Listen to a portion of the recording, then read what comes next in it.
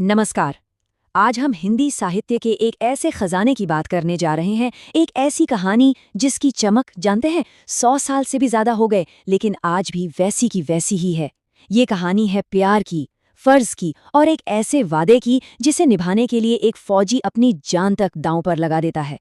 जी हाँ, हम बात कर रहे हैं चंद्रधर शर्मा गुलेरी जी की अमर रचना उसने कहा था। प्रेप फॉर पीक में आपका स्वागत है। आज हम उसने कहा था चैप्टर को सिर्फ पढ़ेंगे नहीं, बल्कि इसके हर एक एहसास को, हर डायलॉग को और हर सीन को जीने की कोशिश करेंगे। आखिर क्यों ये कहानी हिंदी की पहली मॉडर्न कहानी मानी जाती है और क्यों आज भी ये सीधा हमारे दिलों में उतर जाती है। चलिए इस यादगार सफर पर मेरे साथ चलिए और जानते हैं। देखिए, हमारी ये कहानी 5 हिस्सों में बटी हुई है। हम शुरुआत करेंगे अमृतसर के बाजारों में हुई एक बड़ी ही मासूम सी मुलाकात से। फिर 25 साल का एक लंबा सफर तय करके हम पहुंचेंगे सीधा फ्रांस के जंग के मैदान में। वहां हम एक भूले हुए वादे की गहराई को समझेंगे, लड़ाई की एक खौफनाक रात का सामना करेंगे और फिर आखिर में उस पल तक पहुंचेंगे जहां इस कहानी का नाम उसने कहा था अपने आप में जिंदा होता है। तो चलिए टाइम में थोड़ा पीछे चलते हैं, कोई 25 साल पहले। जगह है अमृतसर का भीड़-भाड़ वाला चौक। तांगों की आवाजें हैं, चहल-पहल है, एक अलग ही रौनक है। इसी भीड़ के बीच एक किराने की दुकान पर एक 12 साल का सिख लड़का और एक 8 साल की सिख लड़की पहली बार मिलते हैं। लड़का अपने मामा के बाल संवारने के लिए दही लेने आया है और लड़की रसोई के लिए बढ़िया। दोनों ही अपने ननिहाल आए हुए हैं और इस अनजान शहर में ये उनकी एक अनजानी मुलाकात है।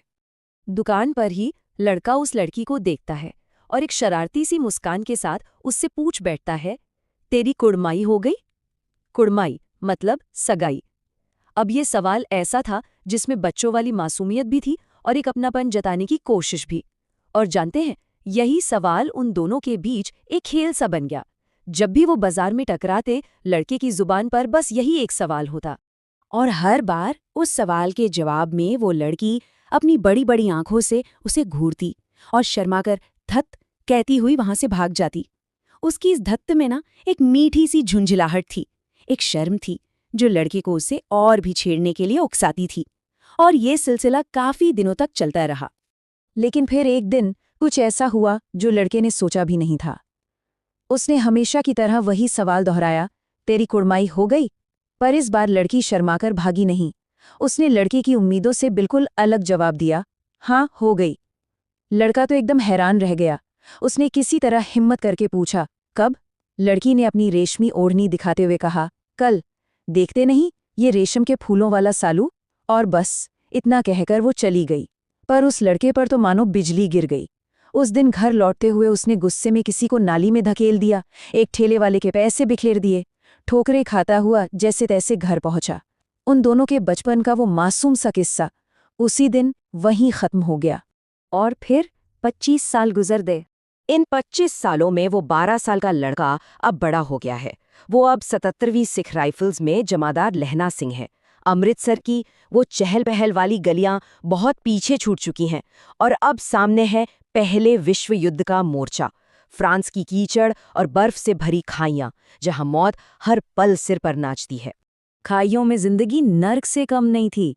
सोचिए, हड्डियों तक को कंपा देने वाली ठंड, लगातार होती बारिश और बर्फबारी, जमीन के नाम पर सिर्फ घुटनों तक गहरा कीचड़ और हर पल दुश्मन की गोलियों का खौफ। ऐसे में अगर कोई चीज हिम्मत देती थी तो वो थी घर की यादें, अपनों की बातें और फौजी भाइयों का साथ। यहीं पर लहना सिंह को वजीरा सिंह जैसा मजाकिया दोस्त मिला और सूबेदार हजारा सिंह और उनके बेटे बोधा सिंह का साथ मिला। लेकिन एक बात यहाँ बड़ी अजीब थी, सूबेदार हजारा सिंह और उनका बीमार बेटा बोधा सिंह। आखिर ये हैं कौन? लहना सिंह उनकी इतनी ज्यादा परवाह क्यों करता है? इतनी ठंड में वो बोधा सिंह को अपनी दोनों जर्सियां और कंबल दे देता है और खुद एक छोटी सी सिगड़ी के सहारे रात काटता है। इस अपनेपन के पीछे आखिर क्या राज छिपा है? इस सवाल का जवाब मिलता है हमें अतीत में, जंग पर आने से ठीक पहले हुई एक मुलाकात में। हुआ ये था कि लहना सिंह अपनी जमीन के किसी केस के लिए छुट्टी पर घर आया था। वहीं उसे अपने अफसर सूबेदार हजारा सिंह की चिट्ठी मिली। उन्होंने उसे अपने घर बुलाया था क्योंकि उनका गांव लहना के रास्ते में ही पड़ता था।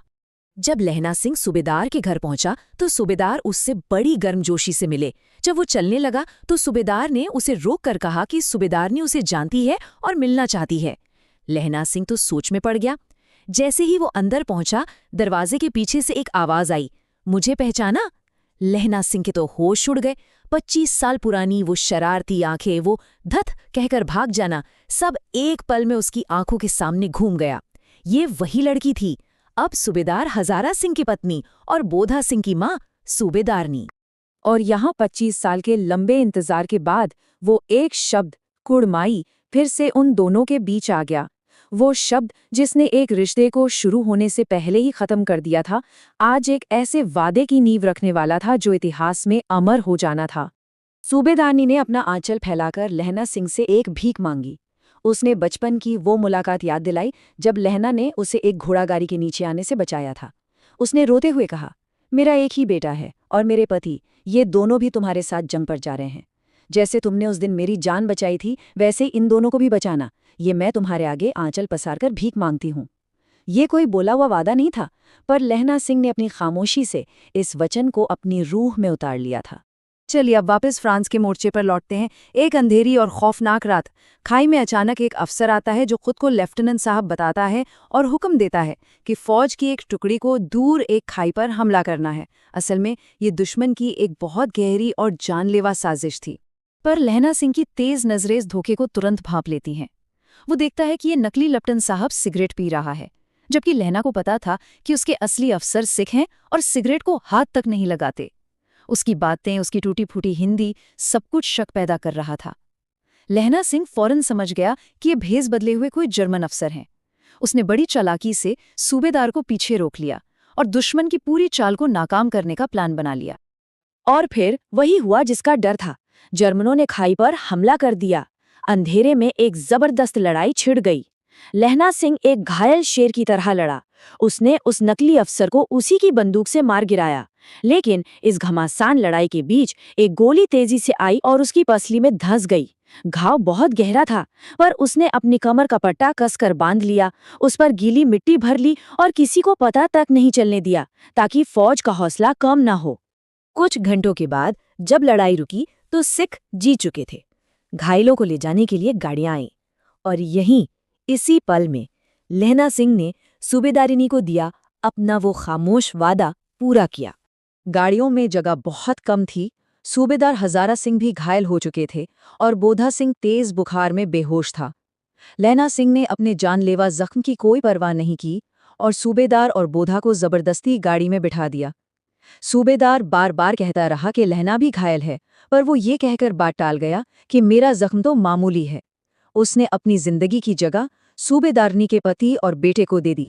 जब सूबेदार हजारा सिंह गाड़ी में बैठ रहे थे तो लहना सिंह ने उनका हाथ पकड़कर धीरे से कहा, सूबेदारनी को मेरा मत्था टेकना कहना, और जब घर जाओ तो उनसे कह देना कि मुझे जो उसने कहा था वो मैंने कर दिया। सूबेदार ये सुन के सन्न रह गया। उसकी आंखों में आंसू थे, पर वो पूछ ही नहीं पाया कि आखिर उसने क्या कहा था। सूबेदार के जाने के बाद लहना सिंह अपने दोस्त वजीरा सिंह की गोद में सिर रखकर लेट गया।